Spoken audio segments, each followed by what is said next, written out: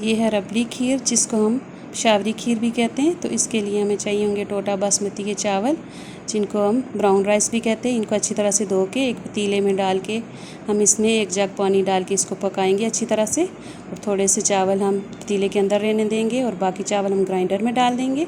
ऊपर से इसमें रस और 4 से 5 चम्मच पाउडर दूध और 1 गिलास पानी डाल के हम इसको अच्छी तरह से ग्राइंड करेंगे। और पतीले में हम डाल देंगे 1 लीटर दूध, फुल क्रीम मिल्क होना चाहिए। उसके बाद हम आधी चीनी कैरामलाइज़ करेंगे और बाकी की चीनी हम बाद में डालेंगे। इस तरह से कैरामलाइज़ करके ये चीनी हमने दूध के अंदर शामिल कर ली है और सारा जो बैटर हमने तैयार किया था वो भी इसमें डाल दिया और बाकी चीनी भी हमने इसमें ऐड कर दी है। और ऊपर से हमने इसमें डाला है सब्ज़ इलायची का पाउडर। हमारी खीर पक के अब रेडी हो चुकी है। अब इसमें हम ड्राई फ्रूट्स गार्निश करेंगे और अब हमारी खीर सर्व करने के लिए बिल्कुल रेडी हो चुकी है।